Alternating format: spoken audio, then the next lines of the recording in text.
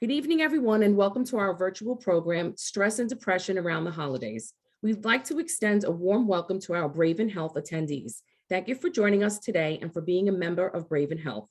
We are very grateful to have Rachel Wallace speaking with us today. Rachel Wallace is a licensed clinical social worker, as well as a licensed clinical alcohol and drug counselor, and is the Director of Retreat and Recovery at Ramapo Valley in Mahwah, New Jersey. Additionally, Ms. Wallace is also adjunct faculty in the Department of Social Work and Child Advocacy at Montclair University. Rachel brings over 24 years of experience as a social worker and addiction professional and is committed to ensuring best practices to assist individuals in finding hope and healing in recovery. So with that being said, I'd like to welcome you, Rachel, and thank you for being with us, and I'll turn it over to you. Thank you, Gina. I am very happy to be joining all of you. And I just want to start off by saying that there's a reason you're all here. So if everybody, whether you're driving in your car, sitting in your living room, at the table, maybe you're multitasking, maybe you're cooking dinner while you're listening to this, just kind of take a minute, just kind of sigh, a nice sigh. That was a good one, right? And just be in this moment, right? For just this moment. We've never been here before, and we're never going to be here again. And let's just appreciate the time that we do have together, because it is a stressful time. And when I met Gina over the summer in working on another project, we were talking about some ideas. And I said, hey, I've got this presentation I've been doing for years. I would love to present it for the Hackensack Meridian community. And so the original title of this presentation is one of my favorites that I've ever developed, which is Keep the Fa in Your La and the Holly in Your Jolly. And some of that is just reflective on the nature of the holiday season and how incredibly difficult it can be. So just to appreciate, kind of what we're looking at in terms of stressors of the holiday. And actually, I'm sorry, before we jump into that, let's just give a nice framework for what we're going to be focusing on today. It's a lot, right? But we're going to look at the prevalence of stress during the holidays. We're going to talk about the stress cycle and the importance of completing the cycle, which is going to help you manage not only holiday stress, but really any stress in your life and help achieve optimal health and well-being. We're going to look at the difference between holiday blues and depression. We're going to talk about high-risk situation for individuals who are in recovery from substance use disorders. Talk about grief during the holidays, another constant theme for really everybody, right? All of us are impacted by grief and loss in some way. And talk specifically about people that are interested or people that may be hosting others, and how do you create a nurturing and welcoming environment for people that might be struggling around the holidays, whether that's with grief and loss or with illness or substance use. And then kind of develop a quick plan, a personal plan to navigate holiday stressors. So you'll leave here certainly with some ideas about what you can do for yourselves and your loved ones. And so the first thing we have to do is kind of think about, what do the holidays mean to you? And so I'm going to ask that you hop in the chat box if you're able to safely do so. And just when you think about the holidays, what comes to mind? What do they mean to you? Go ahead and drop something in the chat box. We have family and friends. Anybody else want to throw something up there? Family, food, and kids. Okay, for sure. Family. So we certainly have a theme here. Favorite foods we only get to eat once a year. Missing family you can't meet. Traditions. One has said in the past it was family and now it's friends. Being together, family, friends, food, and memories. Looking over the last year, friends. Someone has put in spirituality, God and spirituality, wonderful past family memories, laughter and gifts and family, most of all. This is great, right? So the holidays are, and actually I should have given my disclaimer, there's a cat. I am a cat person. So these are my fur babies. So there's cat number one. So the holidays certainly are coming together with loved ones, family and friends, and there's food and celebration and laughter. And a lot of positive things. There's some spirituality, some religious connotations for folks during the holidays. all very individual for each of us. And it's helpful sometimes for us just to start by reflecting on that.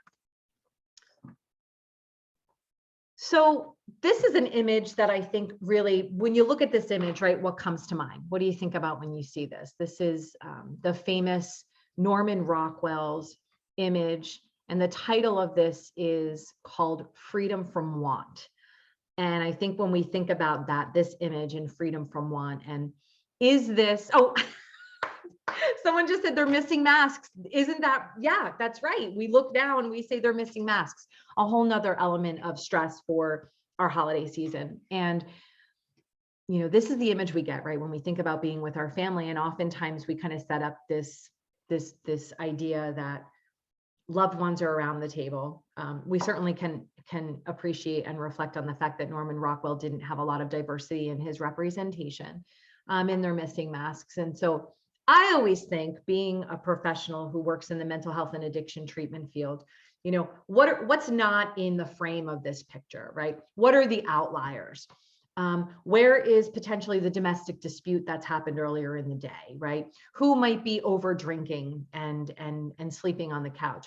Who maybe didn't make it because they got into some trouble the night before, or maybe they're incarcerated or in treatment, right? So again, ideal or real, you know, we certainly sometimes have expectations. And one of the things I think, Brene Brown is somebody that I reflect on often. I find her to be a wonderful, she's a researcher, and she looks a lot at different emotions we experience. And a lot of times disappointment is unmet expectations. And the more significant the expectations, Brene Brown says, the more significant the disappointment, right? So sometimes when we think about the holidays, what are these expectations that we may have, but also what are these social expectations, right? About what it's supposed to be like, the hallmark holiday, or, you know, what we see on social media. And so we just kind of want to acknowledge that there is this idealistic view, and then there's the realistic view. And one of our participants has acknowledged that there's a significant other very active and present in her life, but when they're alone, that's when it hits, right? So the loneliness and isolation that can really be magnified around, it's tough anytime, but magnified around the holidays when there's this idea of togetherness. And so just to kind of support that in everybody, right? That more than half of people polled feel that there is more stress related to the holidays than pleasure and enjoyment. And the National Association of Mental Illness, NAMI, a few years back did research, and 64% of people that struggle with mental health report that it's significantly more challenging around the holidays, right? So let's normalize. Let's just accept and acknowledge that the holidays are more of a tough time for folks than it is a time of joy and celebration, right? And we can experience both of those things at the same time, right? We have to hold this idea that we can understand and appreciate that this is a tough time and there are a lot of stressors that might not be helpful. And then we can also appreciate that this is a joyful time. Regardless, it's stress. So what we know about stress and defining stress is that there is distress, which most of us are familiar with, distress being a more negative stressor. And there's eustress. Eustress is more related to positive stressors, but stress is stress. And the holidays is certainly a wonderful time for us to think about the different stressors. So when you think about the holidays, what holiday stressors are you experiencing right now? Let's drop this in the chat and see what folks are experiencing. And remember, eustress and distress, the positive ones and the negative ones. What's going on for you guys? Like we should have some music. Okay, missing my kids. Trying to finish decorating. Spending another holiday alone. Trying to get myself motivated. I don't want to miss them because they're coming in kind of fast. A recent widow. And in a new apartment and in a new town, crazy stress. Yes, Marianne, absolutely. Spending another holiday alone, trying to get myself motivated, not knowing what the holiday will be like without my dad who recently passed. So here we have another theme, a common thread for us, which is grief and recent grief for participants. Expectation is good. Uncle Harry putting on the lampshade is negative. New procedures in place for travel, more stress, grief, being alone. Family doesn't want to get together. Grief or loss of loved ones. So many presents to buy. Positive is spending time with people we don't get to see during the year. Another person is reflecting on an estranged family, grief, canceled events, trying to be generous, but spending too much on gifts. Yes. Nothing to do sometimes, including Christmas Day. Another one, no travel, being alone. So we've got a lot here, right? And I think some of what we're seeing is some family issues, illness, finding balance, too much is expected from others, trying to think of what gifts I can give. So this is such a great list. So many different stressors, right? And I appreciate all of you sharing that in the poll here. So here's some more, and by no means is this an exhaustive list, but we have relationship stressors, right? More time together. So for people that are talking about estrangement or even just tension or that toxic family member, right? The Uncle Harry with the lampshade. It's kind of tough, right? When there's relationship stressors and we need to spend more time with them. I do want to hop back to the chat box. This is a great one. How to address vaccination status with family. I'm just going to make a note on that one because I think that that is something I think would be helpful for us to talk about different strategies for that. And so there's losses, right? And when we talk about loss, when we talk about grief, we have some grief experiences that participants shared, which is illness, death, passing, loss, but there's divorce, there's estrangement, there's financial losses, right? There's health. Individuals who are incarcerated for the holiday season, they're stressed by this, but their family members are as well. There are folks that may be in treatment during the holidays. COVID-19 concerns. Somebody mentioned how to address vaccination status. We've got financial, travel, and pressure to travel. What about having to take time off of work if you're an hourly person, or people that have to work more, right? Folks that are working retail and they started hitting the pavement, pounding the pavement, on Thanksgiving, right? To accommodate kind of some of that need for retail. Some people struggle with seasonal affective disorder or seasonal depression, managing expectations. This showed up in the chat as well, right? How do we manage expectations or others? How do we address the social expectations, right? What is the social expectation of the holiday and what's that going to look like? Is it the perfect tree and the perfect gift and the perfect holiday dress? There's so much social pressure to do the holiday the way that it's perceived in media. There's a lot of increased responsibilities. Do you send out the cards? Do you have to buy gifts? Are you hosting? Some people get more into volunteering around this time of year. We know that there's increased indulgence in general, particularly with alcohol and other drug use. Routines are thrown off, right? Kids are off of school, work might end early, work might be going longer, and we're off of routine, which is helpful for folks. And increased anxiety, right, internally and externally. So again, these are more of the distressors of the holiday season, and it's a lot of challenges that can certainly impact the hope that we're going to have joy during the season. I feel like I want to address the vaccination status because I was going to do one of the initial objectives was to talk about setting boundaries, but then I realized that that's like a whole webinar. It's actually a whole class. It's a whole lifetime, right, of talking about setting boundaries. And I think that something, with vaccination status, what boundaries do is boundaries help us understand, how do I take care of and love myself while also taking care of and loving you, right? I mean, that's the idea of boundaries, right?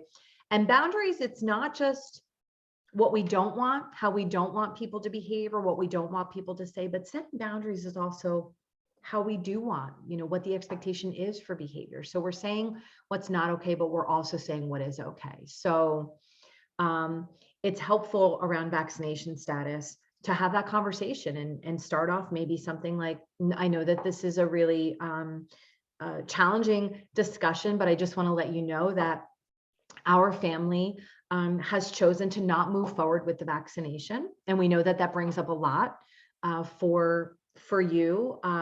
But we want to know what your, since we're coming to your home, you know, would you welcome us without vaccination if we're willing to wear masks or something, right? Or the flip, maybe as a host saying, we are welcoming individuals to our home, but we are asking that people are fully vaccinated and will wear masks to ensure the safety and well-being of others, right?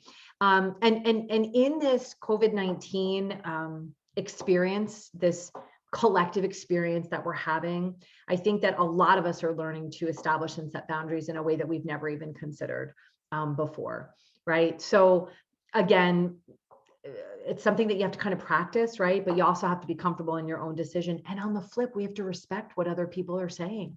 And sometimes what that means with COVID-19 is it's the day before when you're saying, I woke up and I have a sore throat and I'm not going to be able to make it to Christmas Eve, right? And if somebody responds with, oh, just come on and wear masks, we're all vaccinated, right? You may have to say, I appreciate that, but I personally need to make this decision to stay home for myself. And so boundaries can be really difficult, but just to remember, practice it, be clear with what you are, the boundary that you're setting. It's important to know what is okay and what's not okay. And then also to just kind of let people know, you know, maybe people that have those charged feelings around vaccination status or the illness or COVID or even other things politically wise is to just say something like, you know, I'm here, I want to spend time with you. And it's really not helpful if we get into any discussions around politics or things. Let's just enjoy our time together. So can we just not talk about politics today? Or can we not talk about our feelings around vaccination status? And you just have to really kind of stand firm in that. So I didn't want to not address that because I do think that it's really important for us to do that. And we can certainly talk more about boundaries. Okay, so let's look at the stress cycle. So this image is from the Center for Studies on Human Stress. And so a stressor is really anything that creates uncomfortability. It could be a stressor, could be a situation, a person, a thing. It could be physical change, right? It gets really hot, that could be a stressor. But in the cycle, we have a reaction to the stress, right? And that could be emotional or that could also be physical in nature. And then there's wear and tear on our bodies and organ systems. Over time, that leads to reduced optimum health and increased sensitivity to stress. And so we have a stress chemical that is produced in our body when we are experiencing a state of stress, and that is called cortisol, right? So our body has this incredible way of helping us with something that's called homeostasis, right? And that's a regulatory thing. It's just kind of keeping us even keeled. So when we experience stress, cortisol is released. And cortisol really kind of helps us regulate. It helps us function. It helps us regulate. It also helps with a reaction. So what we're going to do is I want you all to just think about a reaction to stress. What's your reaction to stress individually? And again, stressor is for some people, you know, being told that you have to stay late at work is not so much a stressor. They can just say, okay, no worries. That's good for me. For another person, if they're told like, look, we need to stay open a little bit later because of the busyness around the holidays, that could create a stressor because maybe they have to get home to feed their animals, or there's somebody at home that they're taking care of, or they have to catch the bus, or they're waiting on a ride, right? So it's individualized, but let's just go for it and throw in the chat box what's your reaction to stress, right? How do you react to stressful situations? I threw our little buddies in there because if you're a parent, this could be the reaction to stress of moving the elves.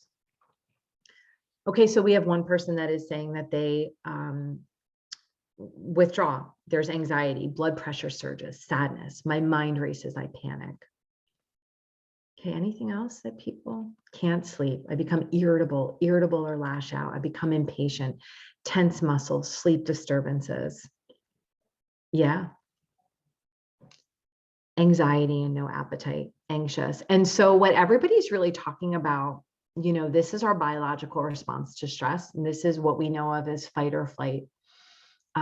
We have somebody else that's not sleeping, overindulging, right? Snacking too much, crying a lot. Okay. So look at this image here. Now you can see exactly what happens in the body. So all of those things you're talking about experiencing, it's all about survival. And what we know about survival is, we were not created, but our biological imperative is to survive, right? That's the biological imperative. And if we think to our early beginnings and caveman days, right, it was about survival. And we don't need a whole lot necessarily to survive. We need food and water and shelter. We need connection, intimacy, procreation, and we need to be able to care for our young. That's really the basics of survival, right? And so there's a biological response to a perceived threat because we need to survive it. And so we go into this fight or flight mode. And now there's another that we're looking at, which is fawn or freeze. So think about a possum that literally passes out when they get scared. They literally pass out. They don't pretend, they actually pass out. Pretending that they're dead. So the threat kind of just leaves them alone. But there's some noticeable effects. And some of you mentioned that, right? Muscles tense, heart starts pounding. There's chest pains, palpitations, sweating. Think about if you're exercising or you're on a treadmill or, this is your body preparing you to physically fight the threat, right? Or run like heck the other way, go into flight mode. And so a lot of times people might even get nauseous sometimes because blood flow goes away from the stomach to the extremities. You start to breathe more deeper and shallower because you're preparing for fight or flight, right? And all of that stuff happens. Glucose is released to provide energy for the muscles. Digestion slows down or stops altogether. Cortisol is released. And sometimes people get so scared, right? They pee themselves. And that again is part of it. So I am going to move ahead, right, to how do we complete the stress cycle? Because with that stress cycle, right, the more that we have our hearts pumping and our blood pressure's going and breathing is becoming more difficult and challenging, right? That stresses the body over time. Cortisol releasing constantly stresses the body. And over time, then we get sick. We have a lot of physical ailments, autoimmune stuff, weight gain, all those things, right? Depression, anxiety, mental health. So completing the stress cycle, it can be done very, very simply. Now, all of this is evidence-based, and we could talk about each of these forever, but for the sake of time and wanting to move through this presentation, I'm going to give you a reference, Emily and Amelia Nagoski. They're actually twin sisters. You can catch their podcast through Brene Brown did a podcast with them. She's my favorite. I'm a big fangirl of Brene. And they also wrote a book called Burnout, how to reduce burnout. I forget the subtitle, but there's the name. You can read the book. The easiest thing. So when we think about the stress response, it's a biological stress response. Yeah, we get emotions and we get anxious and irritable, but it's because of what's happening biologically in our bodies. And so a biological stress response needs a biological relaxation response. And the simplest, easiest thing we can do, and it is the first thing we did when we came into this world, and it is the last thing we will do before we leave this world, is to take deep, slow breaths. So in that, very simply, something that can help you reset some internal systems in your autonomic nervous system in that response, that fight or flight response, triggering what's called the vagus nerve, which helps with our parasympathetic relaxation stage, is to take deep, slow breaths. You can inhale to the count of 5. You hold it to the count of 5, and you exhale to the count of 10. What's important is taking the breath, holding the breath, releasing the breath. And on the release, you're going to release the breath for longer than you are holding it, right? I'm sorry, longer than you're inhaling it. So you might hear my son playing the clarinet. So you simply breathe in to the count of 5, hold, and then. And if you do that about 5 times, you've just engaged in deep, slow breaths for like a minute and a half, right? You'll probably feel better. I challenge anybody to not just breathe when they're stressed, to not necessarily feel better, right? It is something that can really help. Having positive social interaction is just another thing that we can do. And by that, it doesn't mean spending 2 hours with people or, having somebody come over. And a positive social interaction is simply, when you're at the checkout at the store, is just saying to the person like, wow, I love that color on you. That's great. And oh my gosh, you have the best laugh. It's just really, and you're doing such a good job today. And just a little bit of positive social interaction kind of helps with some of that connection. And in connection, we release some good feel-good chemicals, right? We get a little bit of dopamine that helps us feel good. We get a little of some other things, serotonin, that really kind of helps us feel better. It's some of our natural neurotransmitters that kind of keep us feeling better. And so casual but friendly social interaction really helps us remember that the world is a safe place and there are good people out there.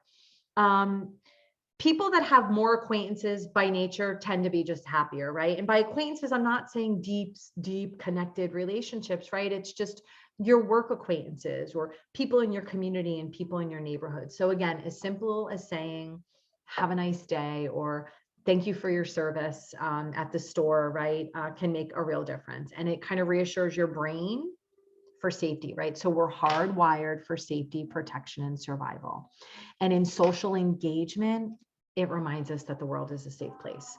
So don't minimize how far a smile can go, not just for the other person, but for you as well. Laughter, laughing together, right? Over something silly, over something that we're reminiscing about, that real deep guttural belly laugh can also help us complete the stress cycle. And sometimes it takes us a little while to get to laughter, right? Especially if it's a really stressful situation.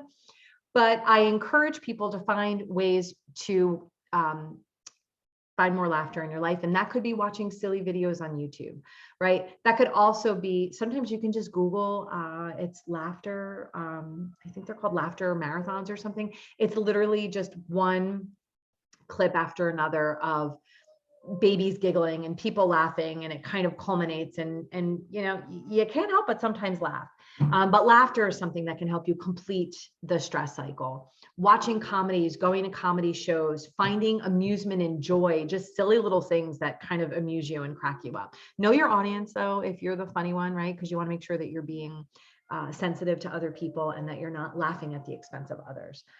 Affection is a big one. And now I want to preface this by saying that I get it. People are isolated and people don't necessarily have experiences in their life where they can experience affection, like a long hug that might be safe and secure, or even, other types of intimacy with partners and loved ones. But affection can go a long way, right? And there's actually the release of a neurotransmitter called oxytocin.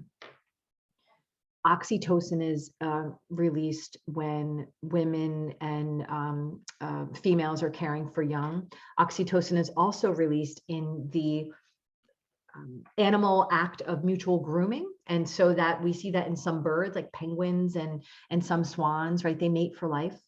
In the animal kingdom, they don't actually find another partner. If one is to not survive, they mate for life, and they engage in a lot of activities, and they have higher levels of oxytocin in their brain. And so we can also increase oxytocin by affection and connection.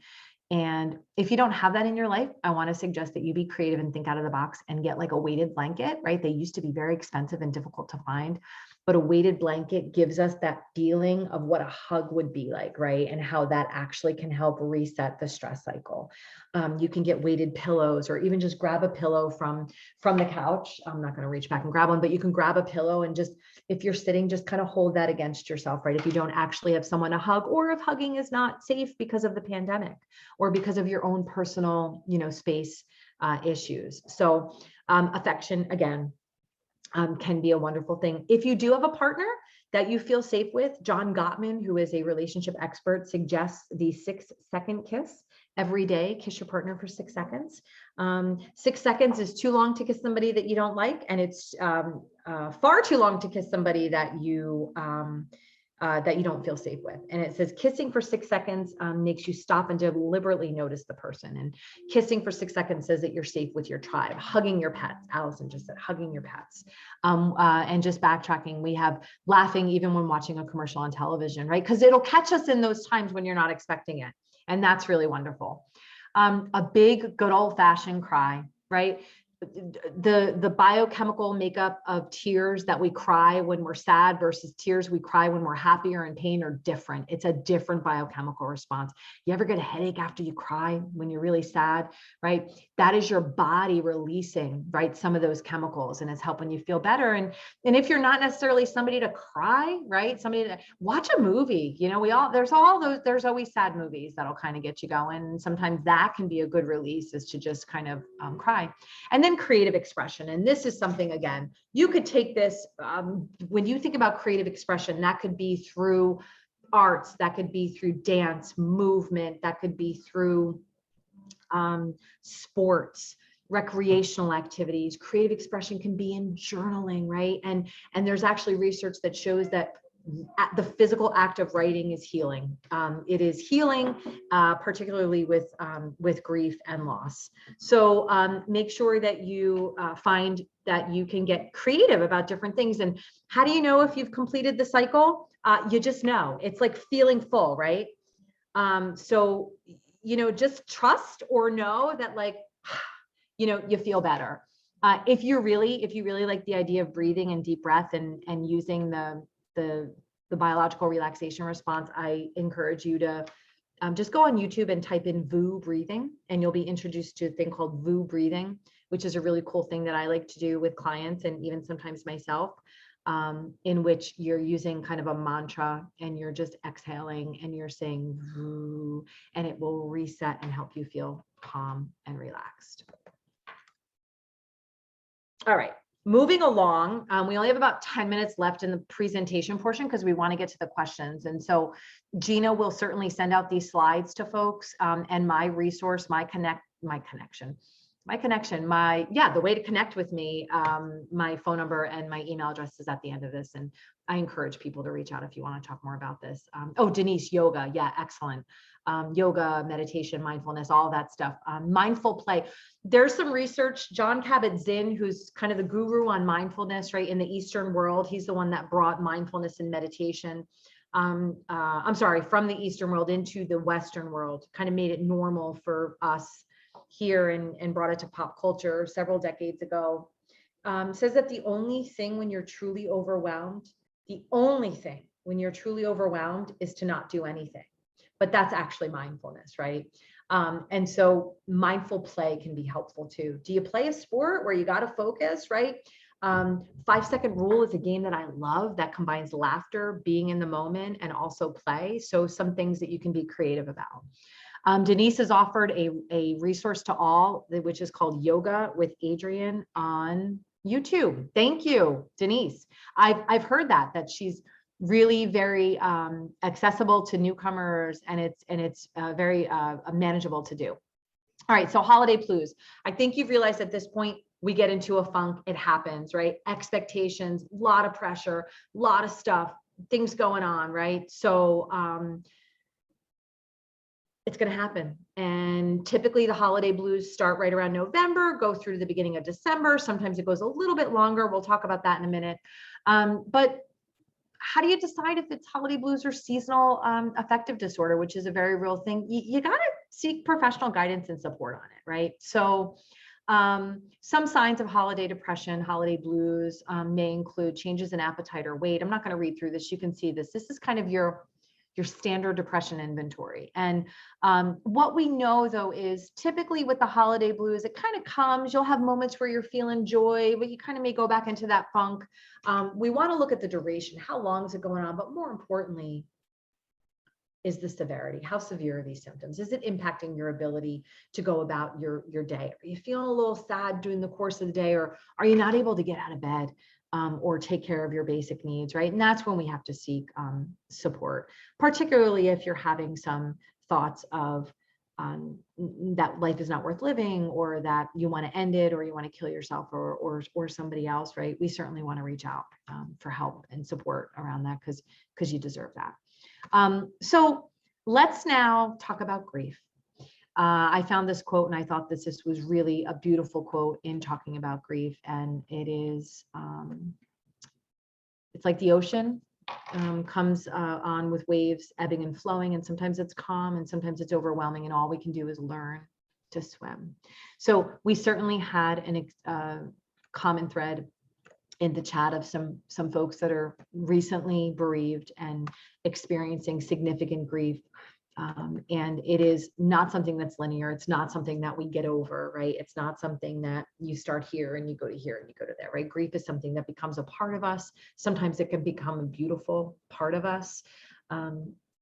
There are some beautiful experiences in grief that I've had myself personally. I also facilitated a bereavement group for parents who lost their children, specifically to addiction, primarily overdose, and learned so much from those moms and dads about grief and managing grief. And if you're looking for some grief resources, David Kessler is a wonderful resource, as well as What's Your Grief, which is a website, and you can certainly find a lot. David Kessler actually worked with Kubler-Ross, who was one of the original kind of grief gurus. And so, you know, the thing with grief and sadness is, like, some people can't tolerate it, right? And when we're sad, like really sad, and when we're bereaved and when we're grieving, you kind of have to be able to be around people that can feel that and experience it, right?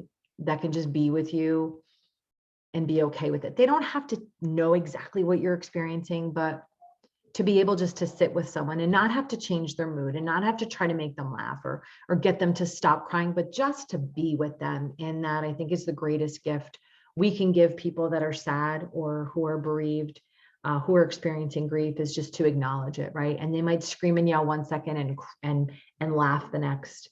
And we just accept that.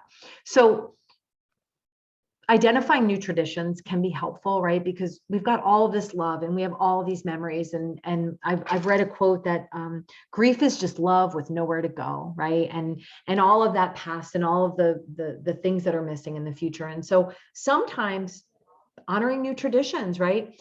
How do we honor memories? How do we honor new tradition? And as I kind of started to allude to, if you do have folks in your life that are grieving, you want to let them call the shots. And if you are recently bereaved or grieving, in bereavement, you call the shots on your grief. You can decide at the last minute that you're just not going to go, and that's okay. And you don't have to make any excuses for others, right? If you're going to go, be where you feel safe enough to experience all of those emotions, right? The pain and the sadness, as well as maybe the joy. And maybe that means that you curl up in the corner with a blanket or a pillow wrapped around you, and just escape for a little bit, right? And be okay in that. So we call the shots, and that's about boundaries, right? You need to know what you need, and you need to know how to ask for it. And then if there are not people in your life that are willing to accept that or that are pushing that boundary, sometimes you got to step away. I want to share this with you because I think that it is absolutely beautiful, and I've done it before with families. And it is the 4 candles. And this is something that you can do as a new tradition. If you're hosting folks or if you're going someplace, you can ask to include this. You put around pictures of the loved ones that are no longer with us. And sometimes people will leave an empty chair, and you light the 4 candles. And you read through the poem, and you can select people to light the different candles, right? Make this your own. And the first candle represents grief. And the second candle represents courage. The third is lit in the memory of the loved ones, for all of the times, the good times and the bad, basically, right? And then the 4th candle is lit for love. And this is just a really beautiful way to kind of acknowledge that there's a special place in everyone's hearts. It's always reserved for loved ones, especially around the holiday season. And so I hope that's something that maybe you can add in as your tradition with your family, or maybe it's something that you do for yourselves to honor that loved one, right? They're always with us. We carry their memory with us. And the best thing we can do is honor them and honor ourselves. And I just absolutely love the 4 candles activity, and I hope that you do too. Let's talk about holidays and addiction recovery, and then kind of wrap this up. We know that people are more prone to relapse sometimes when there's a lot of exposure, right, to alcohol and other drugs. And so around the holidays, there's double the amount of alcohol. People typically consume 100% more than they usually do, which is kind of a silly statistic. But I can tell you that the National Distillery Association reports that 25% of all alcohol sold during the course of an entire year, a quarter is sold between November and Thanksgiving and New Year's. 25%, right? So we need to respect the boundaries that people in recovery are setting for themselves. And you also, as a host or hostess, want to make sure that you have recovery-friendly events. Why does alcohol have to be the main focus? Alcohol and food, main focus of holiday gatherings. How many people are struggling with alcohol and substance use as well as food, right? And we make that the centerpiece. And while the food is enjoyable and the alcohol is enjoyable, can you have another focus, another thing to do? Maybe people can make homemade ornaments, or you can have games going on and activities, right? Get the kids interacting, get the adults playing charades, right? If we can find other focus of social events rather than alcohol and food, it can be a safer environment for people that might be struggling. Make sure that you are aware if there is alcohol in food or desserts, right? Because people say, oh, it's all cooked off, but I can tell you that it's actually not all cooked off, and it could be a trigger for somebody who is in recovery. Keep the alcohol away, right? Like, make people have to kind of go for it. Don't make it as easily accessible, because that can be a risk for teens or kids, or even that individual that's struggling, right? To might be in a weak moment of just kind of, grabbing something. Typically around the holidays, peer support groups will offer increased supports and things that extra activities, right? They call them alkathons in AA, where it's like 24/7, or coaches and activities and things, sober events. First night is one, right, around the holidays, where they will do sober activities for families and for people who are in recovery. And keeping your spirit alive, right? And this is by no means an exhaustive list. And again, we're kind of wrapping things up, but acknowledge your grief and acknowledge your sadness and acknowledge your feeling, and just be in those feelings and experience those emotions. And then if you can, just for yourself, commit to some way to help to manage that, some way to I don't want to say pull yourself out. That's a really pejorative statement when it comes to folks struggling with mental health, but how can you take care of yourself? How can you put yourself first? How do you set boundaries for yourself around the holiday that you want to create for yourself and your loved ones, not the holiday that everybody else thinks that you need to create, right? Instead of ho, ho, ho, it's ho, ho, no, right? Like, I am not doing this. I am setting this boundary, and I'm okay with that. No is a complete sentence. Manage your expectations, right? Remember that thing about resentments and expectations. Don't compare to other people. Stay off social media. Don't look at the beautiful tree. I mean, my tree back here, right? If you got really close to it, you would certainly see how it almost looks like the lights are like wrapped around it, and the tree is, but to me, it's beautiful. I love it.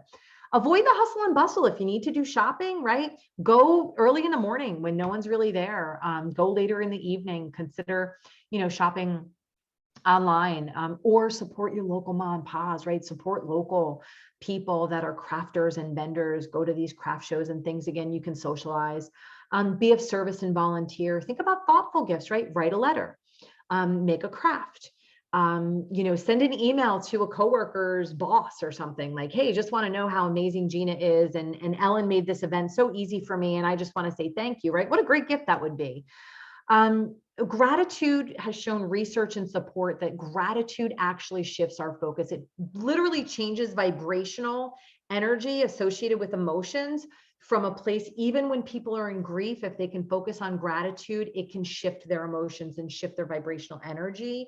And being really specific, right? Like, I am so grateful today for connecting with Gina and Ellen, and to be able to present this to you, right? So the more specific we can get, the better. Every day, wake up and say, what are my 3 good things today? And look ahead to your day. Well, today, 3 good things is, I'll say for tomorrow, I get to go to my home-based carrier clinic in Belmead and see some of my coworkers that I really don't get to see on a regular basis, right? And I have off on Friday. So tomorrow's my last work day of the week. And I have a new staff person starting tomorrow, and I'm really excited to meet them, right? 3 good. There's Karen. Thank you, Karen, for teaching me 3 good things. I learned that from Karen, who I had the pleasure of connecting with last week in a more connected way. And I'm so excited. I'm feeling so much joy right now.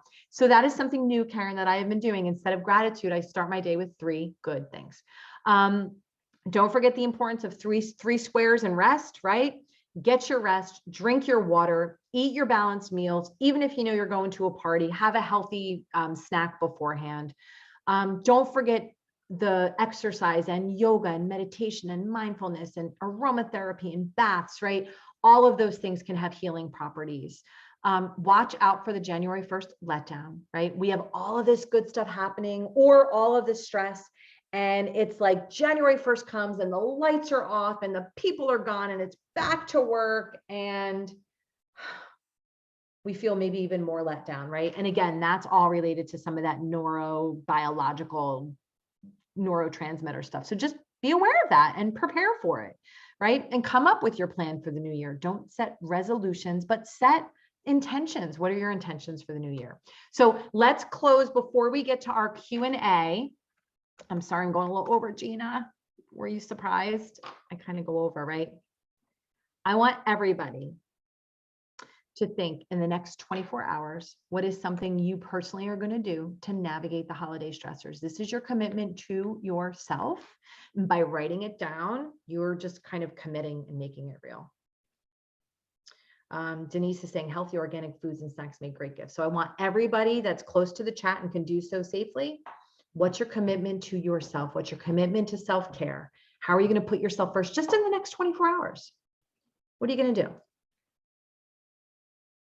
I'm going to check out yoga with Adrienne. Journaling. Thank you, Karen. Meditate. And that could be very simple, Claire, right? It could be 2 to 3 minutes. There's a lot of free apps you can meditate. Carol Ann's going to drink more water.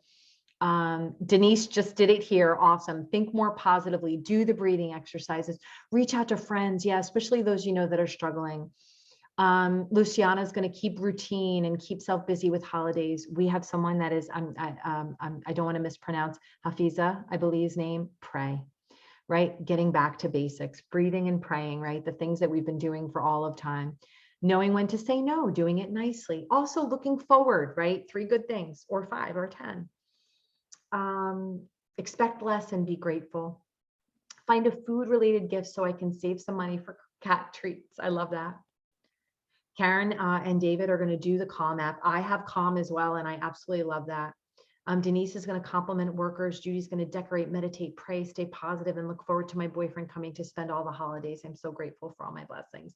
And so ending with that, I just got the chills. I don't know that we could end any more perfectly than what Judy just said, but I do want to read before we go to the Q&A something. Actually, you know what? I'll totally wrap up with this if we get to it.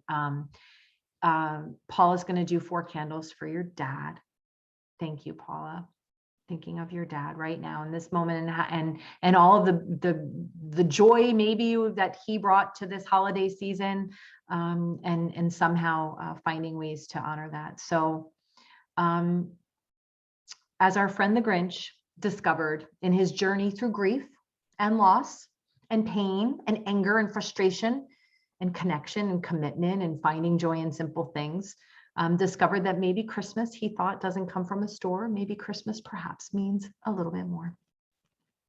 And so with that, Gina, we can go to the Q&A if we haven't already addressed some of the Q&A stuff. Rachel, oh my, you are amazing. I have to say, you don't even have to worry about rushing because I could listen to you, and I'm sure everybody on here can listen to you for hours. You made me very calm for sure. And going into the holidays with definitely less stress. And I want to say, did your son plan on playing the clarinet when we were doing a breathing exercise? That was wonderful. No, I loved it. Right. And that's one of my artsy kids. Awesome. No, but interestingly, playing the clarinet, playing any woodwind instrument is a natural exhale. There's a longer exhale on the inhale. So it's a natural stress reliever. So yeah, it was beautiful. Yes, I love my hearing son was that a trumpet player. So for sure. Yes, we definitely have questions because you're amazing. So we only have a few though, because you basically answered much of what people were thinking. But the first question is, what are some strategies to cope with new family dynamic around the holidays after a death in the family? Yeah, such a tough one and such a relevant and a good one. There are new family dynamics, right? And again, just like I said, you call the shots on your own grief. We have to kind of let others do the same. And for some people, it's talking about the person and showing up with memorial gifts and things. And for other people, it's not. And so I think the best thing you can do is focus on your own grief journey, right? The best thing you can do is just really kind of, whether that's reading a book, finding a bereavement counselor, just acknowledging your own grief experience can bring you into that situation, navigating for yourself. And again, being open to the idea that everybody's going to do it differently. There's no right or wrong way to acknowledge or manage grief. And if we can just kind of show up acknowledging our own grief experience and not push anybody else in any particular way, but honoring the loved one in some way, right, I think is really helpful and important. And you might want to do it in a quiet way. I'll share with you all that after my father passed, he was Mr. Christmas, and I've developed my own traditions around that with my mother, decorating the Saturday after Thanksgiving, because that's what my dad would do. And I tuck a little card in his stocking every year now, right? So that's just become like my thing to do for my dad. That's amazing. That's fabulous. So the next question is, are there certain behaviors or things to look out for while I take care of my three-year-old autistic toddler during the holiday? Oh, that's a great one. And so we know that children and adults who have autistic spectrum disorder, it's on a continuum. And I would say for a 3-year-old would be, are there developmental interventionists involved? I would imagine so with the diagnosis. Talk to them about what might be helpful. See if they have any strategies, things you can do at home. Structure and routine, we know, is really helpful for a lot of kids, especially kids that are on the spectrum. Are there things you can do to keep a routine and to keep a schedule, and also to help with the transition of things that are different? Maybe they're going to be into the presents. Maybe they're just going to be into the boxes, right? Just like any younger kid. So I think asking the professionals that you trust in your life, what can I do to support my child? They would know your child best. And I think that might be a good way to help with that extra time. Awesome. So if anybody else, there's one more question, but if anybody else has any questions, if you want to put them in now before we end, that would be great. The last question that I have is, can you talk yourself out of a panic attack, an actual panic attack, as you feel it coming on? Fabulous question. I'm going to say that with strategies of being able to identify it, it's not so much talking yourself out of it, right? Because basically what we do is when we get into our thought process, we talk ourselves into it. And actually in this book that I love, which is called Atlas of the Heart by Brene Brown, it's kind of like asking yourself, like, is this, kind of about it? But I think that what you can do is use strategies to acknowledge the thought, challenge the thought, but remember the importance of the breathing. If you can just focus on your breathing, and instead of talking yourself out of it, look, sometimes you got to say, look, my irrational fear is that Godzilla is going to come crashing through this window and attack me and my family. You can say, like, is Godzilla really, like, what are the chances, right? Godzilla is not going to come through the window. But if it's a realistic worry, or if it's something that's realistically making you anxious, it's hard to talk yourself out of it when, again, you can really talk yourself into it. So I think acknowledging that the fear is there, taking that sigh, and then engaging in some of that breath work is going to naturally calm that biological response, right? Because a panic attack is all that heart palpitation and that fight or flight stuff. So jumping onto the Calm app, even just saying to yourself, I'm breathing in and I'm breathing out, just focusing on the breath, maybe putting on music. Somebody put that in the chat box, maybe putting on music that can distract you. So I think you can use skills to help manage and help identify it, before you get to it. Really great question. Great. And if anybody wants to reach out to me, really, like the last time we did something, I had somebody reach out to me, and we actually spent like an hour on the phone just talking about what they were going through. And I'm so happy to do that. So here's my contact info and other resources at the retreat. And if I could just close with a reading. It's not the night before Christmas, don't worry, but this is I love Brene Brown. She's my guru. She has this incredible new book, but I just want to read this because I think that this is beautiful. And I think that this summarizes a lot of what we've all experienced, right? In this life, we will know and bear witness to incredible sorrow and anguish, and we will experience breathless love and joy. There will be boring days and exciting moments, low-grade disappointment and seething anger, wonder and confusion. The wild and ever-changing nature of emotions and experiences leaves our hearts stretch marked and strong, worn and willing. My hope is that we find that solid ground within us, that shore that offers a safe harbor when we're feeling untethered and adrift. The more confident we are about being able to navigate to that place, the more daring our adventures, and the more connected we are to ourselves and each other. And so my wish for all of you is for your holiday to be whatever the heck you want it to be, whatever's going to be meaningful for you. That's Atlas of the Heart by Brene Brown.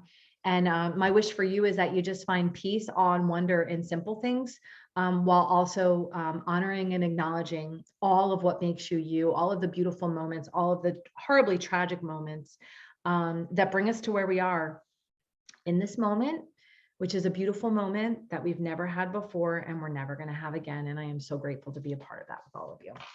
Thank you. Thank you so much, Rachel. It's amazing. I appreciate you ending with that. There was one more question. Do you want to Sure, go for it. Sorry. Any tips for handling a selfish family member who comes to my house for an extended stay and only thinks of himself? Boundaries, boundaries, boundaries. Okay, so I'm going to suggest a TED Talk for you. Am I allowed to do that, Gina? It is called The Power of Zero Tolerance. All right. It is a TED Talk. I'm going to forget the woman's name, The Power of Zero Tolerance. And it basically is what we worry about, what we tolerate, we worry about, right? And I think with that individual, you have to kind of get some folks on the same page of setting appropriate boundaries, right? Because toxic people are toxic people, and getting, understanding what you're kind of clear on and setting that expectation beforehand is going to help you 1,000 times over. So watch that TED Talk, The Power of Zero Tolerance. If you Google it and YouTube, you'll find it. Amazing. So this was so helpful and informative, and especially important at this time of the year. We so appreciate you helping us out with this. I will say in the chat, two people, Carol and Denise, are going to light the candles for their family member, and Denise is saying, Rachel, you are a holiday gift, which we all know. Thank you. You're so amazing, really. It's some people are just chatting that you have just made their day and their holiday season. So we totally appreciate you, really. We do appreciate you taking the time out of your night to spend with us, Rachel. It was fantastic. And everyone who was asking, you will get a copy of, you're going to get a recording when you get the survey for the evaluation survey for the program. So thank you. And you know what I'll do, Gina, I will wipe out, actually, I don't even need to wipe out the notes. If you want to send the PowerPoint, even if you save it as a PDF and send it out to folks, I'm more than happy. Okay. And if you are in the field and you want to do this as a presentation for your clients, again, that's how this originated. We did it for clients. Break out into small groups. People can talk about stressors and solutions, and you can really make this interactive if you're in the field or working with kids or anything like that. So you could do it with your family on Christmas Eve. I'm kidding. Yeah, pass it around. We'll print them out. Thanks again, Rachel. It's amazing. Thank you. And thank you to all of you. Thanks for everyone for taking the time to join us. And a special thank you to our Brave in Health members. We hope you found today's webinar helpful. Please watch your email for an evaluation of the program. We appreciate you taking the time to fill it out. We want to hear your feedback. And it also gives us an opportunity for you to let us know if there are any other topics of interest for future programs. In the same email, you'll receive the link to the recording of the webinar, as I said, and you may want to listen again, share it with others, print it at Christmas, whatever. Some of our upcoming programs, if you're interested, include a webinar on cannabis and Parkinson's disease. That's actually tomorrow morning, December 9th at 10 a.m. We also have an in-person lecture on fitness. Are you exercising the right way, with one of our physical therapists? That's on Monday, December 13th at 1 p.m. It's in our conference center in Brick, New Jersey, on Route 88. It's 1686 Route 88. We hope you can join us for one or both of those programs. Please visit our website, hackensackmeridianhealth.org, or call 1-800-560-9990 to register, to find out more information, and to register for those programs as well as many others. Enjoy your day, your holiday season, and everyone stay safe. Thanks again, Rachel. It was amazing. Thank you. Thank you.